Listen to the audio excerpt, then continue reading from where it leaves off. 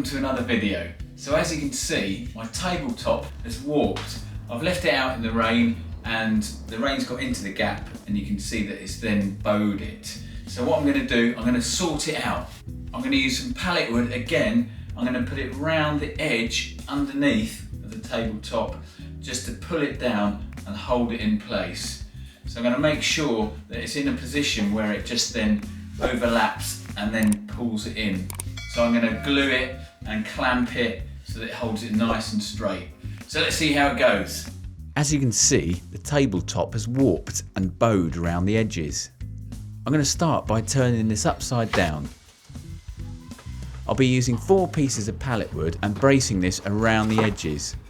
I'm making sure that this overlaps so it's going to pull the pieces of wood together.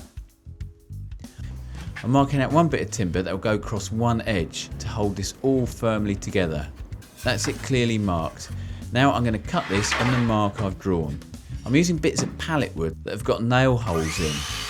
But it's fine as you won't see these, as these will be underneath the tabletop. And it's only the edges that I need to be nice and smooth. Let's check it's the right size. Yep, that's right. I've cut this so it slightly overhangs, as I'll be sanding it back anyway to make sure it's nice and flush. Now to cut the other bits. Let's check these are right. Now to measure and mark the other pieces of wood that will go between the bits I've already cut. I'm making sure this is square, so I'm going to use my set square just to make sure this is at a 90-degree angle. Now to cut these bits. I'm going to measure and cut this last piece of timber that I need. I'm using my set square, so this pulls it together at an exact 90-degree angle.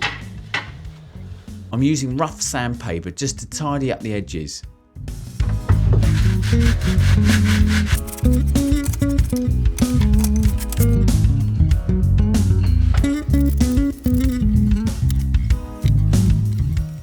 Now it's time to glue it all together. I'm using a suitable glue that can be used outdoors. I'm going to be using some screws to screw this in place while the glue is setting, as I've only got a couple of clamps. I'm going to be using my flat edge just to help keep it all flat while the glue dries. I'm using plenty of glue, but not so much that it will spill out over the edges too much. I'm now clamping this together and making sure this is in exactly the right position. I'm clamping this down to close all the gaps up, and now I'm going to screw this in position. I'm actually using 1 centimetre screws. These screws are just going to be in place temporary while the glue dries overnight. I'm drilling the screws in on the other side.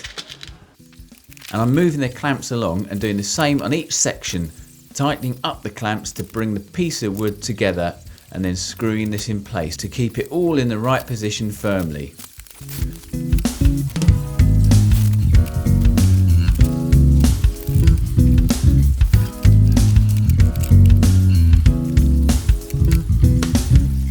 I'm gluing each piece of timber and clamping and screwing this down in position.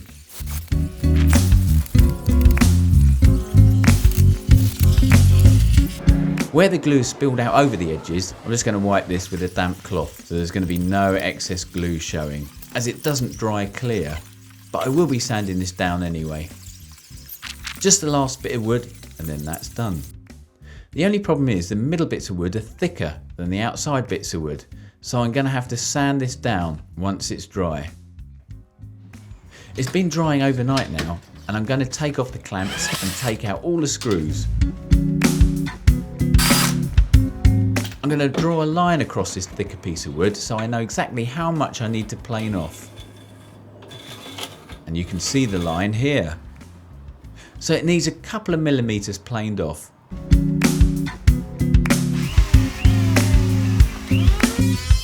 Only about 1 millimetre to go. So I'm going to get my sander out and put a 40 grit paper on it and then just bring this back a bit more. I'm sanding across the grain just to rip this down a bit quicker, and then now I'm going with the grain to make it nice and smooth. I'm going to sand all over the other bits and make sure it's all nice and level and smooth, and I'm checking it's all level with my flat edge. Great, that's about right. Now to sand the edges down just to make sure this is all nice and smooth. Again, I'm checking with my flat edge to make sure it's straight. There's a little bit of a gap here, so I'm going to sand down the bits that's sticking out more. Great, that's about right. Now I'm going to be using a 120 grit paper and holding this at a 45-degree angle so there's no sharp edges. I'm turning the table over and I'm going to do exactly the same on the underneath. I'm now going round the edge again to make sure there's no sharp edges. I'm rounding these so these are nice and smooth. I'm brushing any excess sawdust off. Well, that's the underneath done, and you can see where the holes were where I used screws temporarily. But that's fine because it's going to be underneath and you won't see these. So that's looking quite good now around the edges. You can actually see where there's been nails on this pallet wood here. There are a few embellishments because this is pallet wood, but it all makes it look a little bit rusticy. All in all, it's come out quite well. I just need to seal this. I'm making sure there's no sawdust left, so I'm wiping it down with a soft cloth. For the edges, I'm going to use teak oil, the same that I used on the top part, so that this matches in nicely. I'm going to do several coats and make sure it dries between each coat. I'm putting this on quite thickly as the timber's not treated and it really draws it in. Now I'm going to use penetrating oil on the rest of it, as this is more hard wearing as it's used on decking usually, and it's also a little bit more affordable than the teak oil. Great, that's all done. I just need to let it dry. And that's just the underneath. This looks much better than it did in my last video. Okay, I ended up using probably about 3 or 4 coats and putting it on really liberally, so just splashing it all over and then just wiping any excess off. You can see some of it has dried a little bit there, but that's fine because it's going to be underneath anyway. I really wanted the pallet wood to be really soaked in it. So the underneath I used the penetrating oil, and then on the edges I used the teak oil just to match that in with the top. So that came out alright in the end. The edging looks quite good, and it didn't cost me any money in timber because I just used the second-hand pallets that I found. The great thing is with this as well, I can just bring it in when the weather's going to be bad or when I'm not using it, because it's turned out really well. I just don't want it then to get ruined outside and bow and buckle like it did previously. So where I've put this across it, it's now going to hold it in really nicely. So let's go and put it on the base and then see what it looks like.